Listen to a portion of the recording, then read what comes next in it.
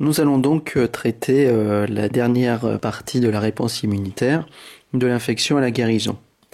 Ici, dans ce cours, on va tout d'abord déterminer comment l'organisme reconnaît-il et détruit-il les microbes, déterminer quels sont les facteurs et ce qu'est une inflammation.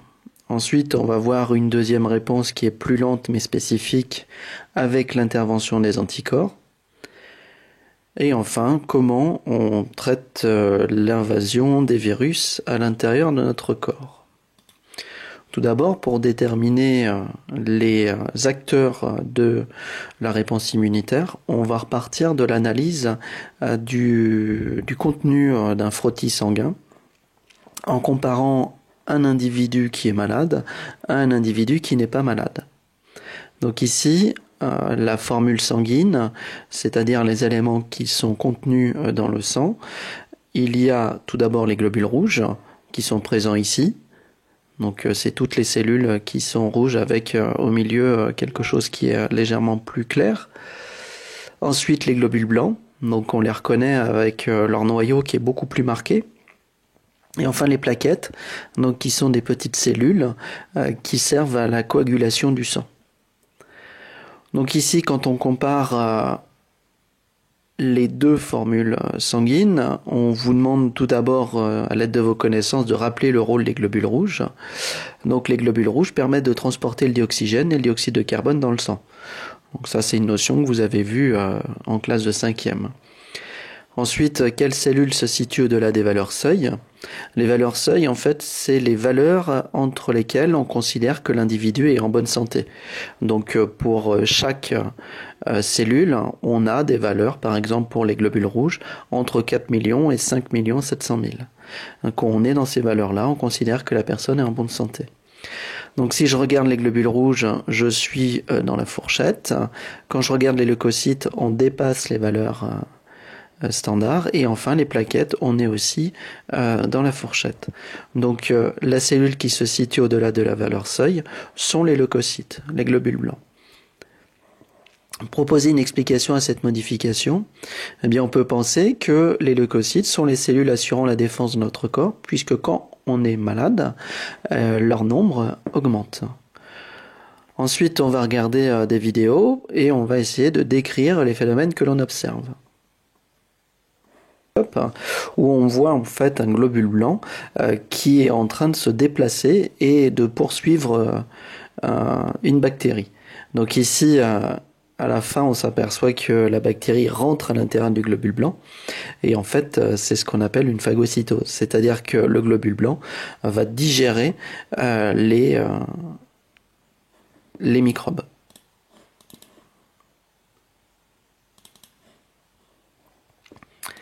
Donc ici, vous avez une deuxième vidéo où on voit cette fois un globule blanc qui se déplace à l'intérieur d'un vaisseau sanguin. Donc ici, vous avez la version en temps réel, c'est-à-dire vue au microscope, et on voit donc le débit sanguin ici qui est quand même extrêmement important, donc tous les globules rouges se déplacent, et on voit que les globules blancs, eux, ont la particularité de ne pas suivre le débit sanguin, et de pouvoir éventuellement s'accrocher à la paroi pour pouvoir arrêter son déplacement. Ici maintenant, on voit donc, ça a été suréclairé, on voit des globules blancs qui sont sortis du vaisseau sanguin et qui ont la possibilité de se déplacer à l'extérieur, donc dans la matrice extracellulaire, et de venir éventuellement se déplacer sur une zone. En dessous, on voit des vaisseaux sanguins. À partir du moment où il y a une lésion, il y a l'information qui est envoyée par des molécules, c'est les petits points que l'on voit, et ici on voit tout de suite le globule blanc qui a la possibilité de sortir du vaisseau sanguin, de venir sur la zone de contamination et de phagocyter les microbes. Donc ici le microbe est phagocyté et ensuite les déchets sont rejetés.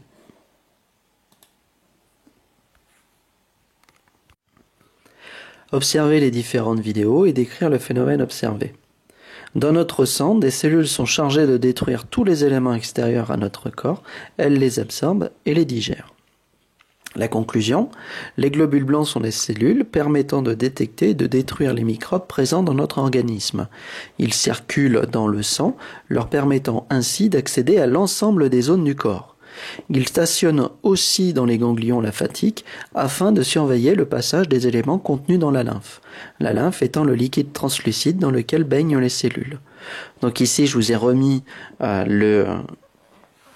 le schéma que vous avez eu en classe, où on voit les différents ganglions lymphatiques, où en fait, à l'intérieur, on peut avoir des globules blancs qui vont attendre, qui vont s'arrêter et regarder le flux qui passe de lymphe et vérifier le contenu. Donc si un microbe est présent dans la lymphe, eh bien il va être détecté tout de suite. On va pouvoir répondre à la question qu'est-ce qu'une inflammation? C'est une première réponse rapide sous la forme de la phagocytose. Donc suite à une plaie, les macrophages présents dans le sang vont sortir des vaisseaux au niveau de la plaie, puis vont aller sur la zone de la blessure. Tout ce qui ne fait pas partie de notre corps va être digéré après absorption. L'inflammation permet d'augmenter le débit sanguin au niveau de la plaie, donc d'augmenter la vitesse d'arrivée sur le site des cellules immunitaires. Problème, que se passe-t-il si les macrophages ne digèrent pas tous les microbes? Eh bien, vous avez ici une photo d'une goutte de pus où on voit en fait la suite d'une infection. Eh bien, c'est les microbes qui sont présents ici qui, en produisant des toxines, ont tué les macrophages. Donc, la première entre guillemets bataille a été gagnée par les microbes. Donc ici par exemple vous voyez très bien un macrophage qui est mort avec à l'intérieur des bactéries qui sont présentes. Pour savoir comment se déroule la deuxième réponse, qui est une réponse plus lente mais spécifique, on va revenir sur le sida. Le sida, on l'a déjà abordé en 4e lorsqu'on a fait la reproduction humaine. Donc les informations que vous connaissez déjà sur le sida, c'est une maladie qui est sexuellement transmissible, donc qui est contenue dans les sécrétions sexuelles. Elle peut être transmise aussi par le sang lorsqu'on est toxicomane, et on ne peut pas guérir de cette maladie. Maintenant, si on regarde ce schéma, en fait, une infection par le virus du sida est découpée en 3 parties. La première partie, c'est la primo-infection.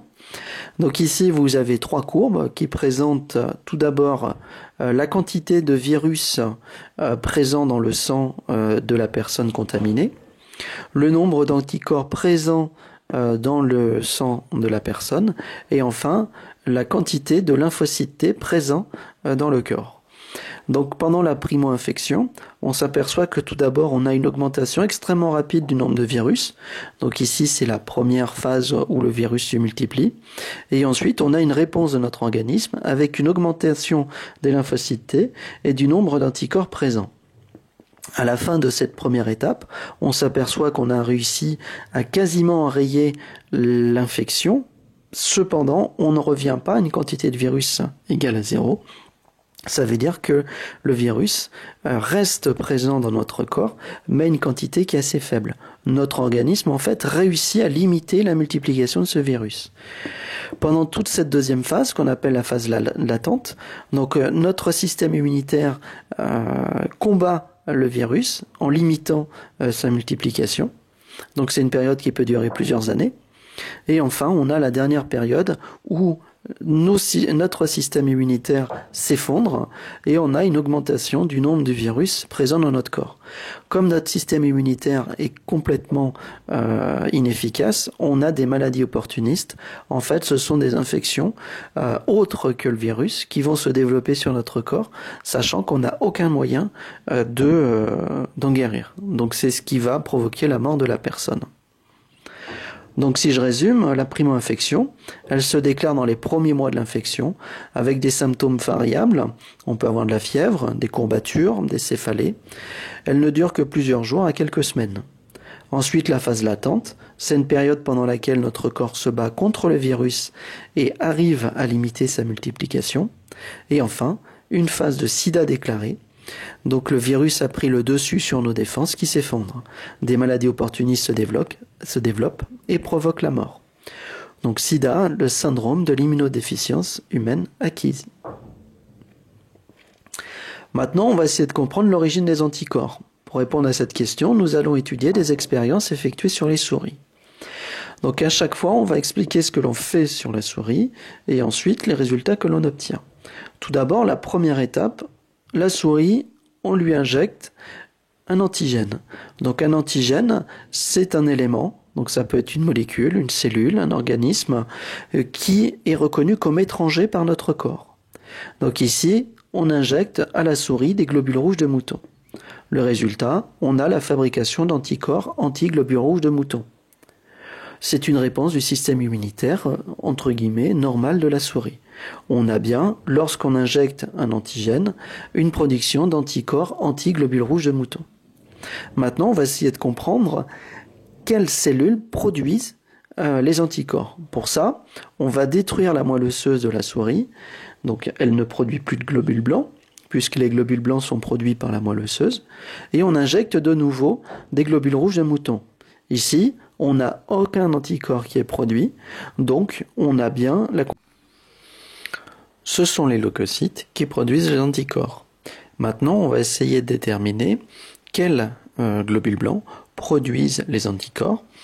Pour ça, on va prendre une nouvelle souris, on va détruire sa moelle osseuse, on va cette fois injecter des globules rouges de mouton, mais on va injecter aussi des lymphocytes B. Donc l'hypothèse ici, c'est que ce sont les lymphocytes B qui produisent les anticorps. On a bien une fabrication d'anticorps anti-globules rouges de mouton, donc on peut dire que ce sont les lymphocytes B qui produisent les anticorps. Maintenant, on va vérifier que ce sont les seuls globules blancs qui produisent les anticorps. On va de nouveau prendre une souris, détruire sa moelle osseuse, injecter des globules rouges de mouton et injecter tous les autres globules blancs, sauf les lymphocytes B. Cette fois, on n'a aucun anticorps de produit comme résultat, donc on peut en conclure que seuls les lymphocytes B produisent les anticorps. La conclusion de ces expériences, lorsqu'un élément étranger à notre corps rentre, notre système immunitaire réagit en produisant des anticorps. Ils sont produits par les lymphocytes B. Donc maintenant, on va voir le rôle des anticorps. Afin de les expliquer, nous allons travailler sur les groupes sanguins. Les globules rouges ont à leur surface des protéines A, B ou rien. Le groupe O possède les anticorps anti-A et anti-B. Quels sont les anticorps des autres groupes sanguins? Donc ici, vous avez des croisements de sang qui sont effectués. Par exemple, je mets du sang O en contact avec du sang O. Ensuite, je mets du sang A en contact avec du sang O et je m'aperçois ici que dans cette situation, j'ai ce qu'on appelle une agglutination. C'est-à-dire qu'on va avoir des amas de globules rouges qui vont se former. On n'a plus un sang qui est fluide, mais qui est sous forme agglutinée. Donc les anticorps présents dans le groupe sanguin O sont les anticorps anti-A et anti-B. Le résultat, on a agglutination des groupes A, B et AB. Ensuite, on fait l'expérience avec le groupe sanguin A, B et AB pour déterminer les anticorps présents à chaque fois et les résultats de chaque agglutination. Donc pour le sang A, il agglutine les groupes B et AB. Pour le sang B, il agglutine le sang A et AB. Et enfin, pour le sang AB, il agglutine aucun des sangs. Donc ici, on s'aperçoit que le groupe O est donneur universel, car les globules rouges ne possèdent aucune molécule à la surface, donc ils peuvent donner leur sang à A, AB et AB sans avoir aucune agglutination. À l'inverse, le sang AB est receveur universel, c'est-à-dire qu'il peut recevoir du sang de tous les autres groupes sanguins. Par contre, il est donneur unique, il ne peut donner qu'à AB. On va essayer de comprendre,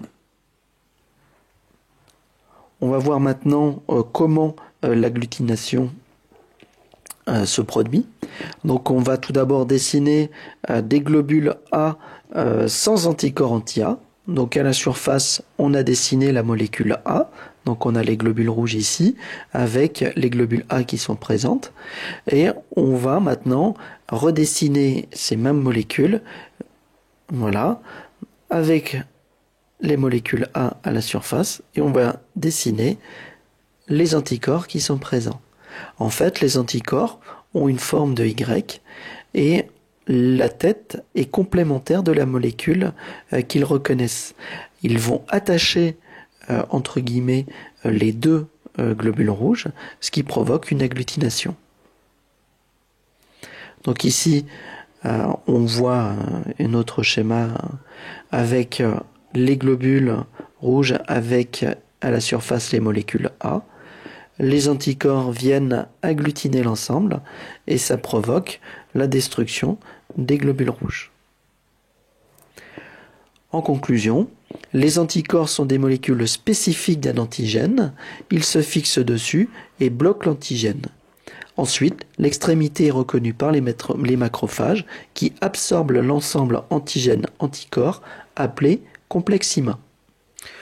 Donc sur cette vidéo de l'INSERM, on voit un lymphocyte B produire en très grande quantité des anticorps. Ces anticorps viennent se fixer sur les virus dans ce cas-là, et ces virus sont neutralisés. Voilà, au fur et à mesure, tous les virus sont recouverts complètement d'anticorps. Et enfin, les macrophages viennent digérer l'ensemble antigène-anticorps que l'on appelle un complexe humain.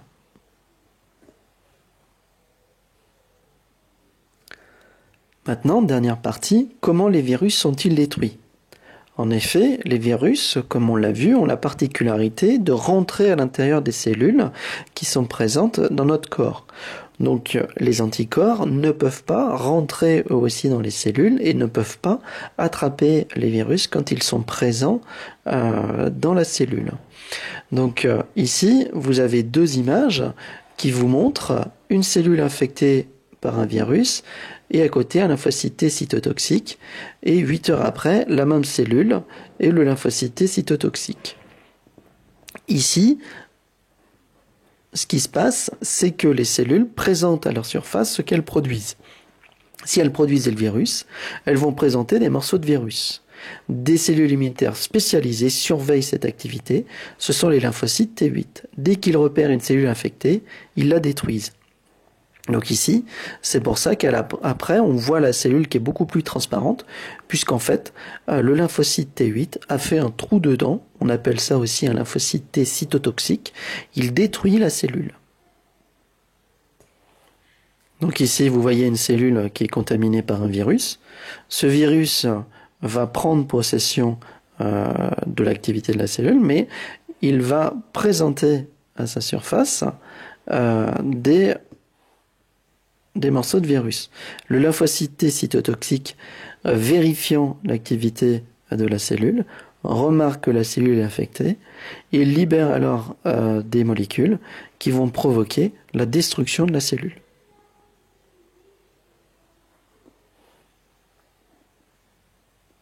L'ensemble de la cellule va être ensuite nettoyé par les macrophages.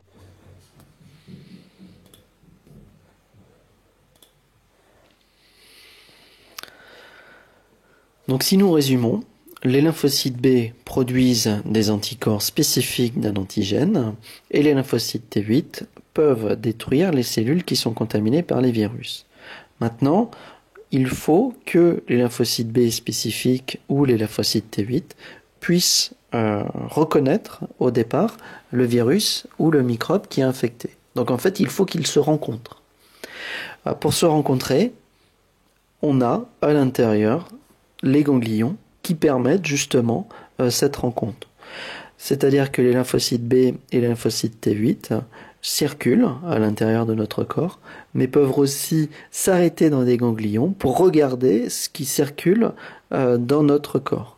Ainsi, les chances de rencontre sont beaucoup plus élevées, et c'est pour ça qu'il nous faut que quelques jours pour commencer à produire des anticorps et détruire les cellules qui sont contaminées.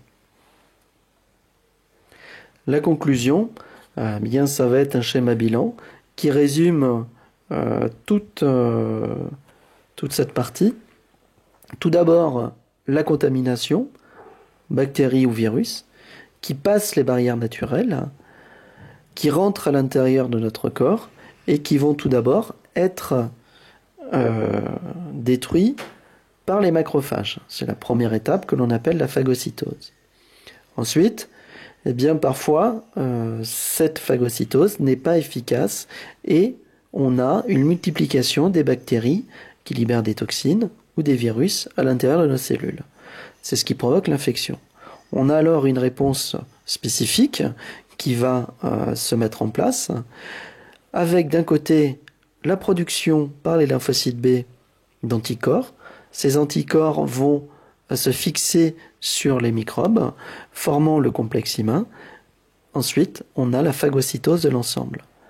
Pour les virus, on a des lymphocytes T qui vont détruire toutes les cellules qui sont contaminées.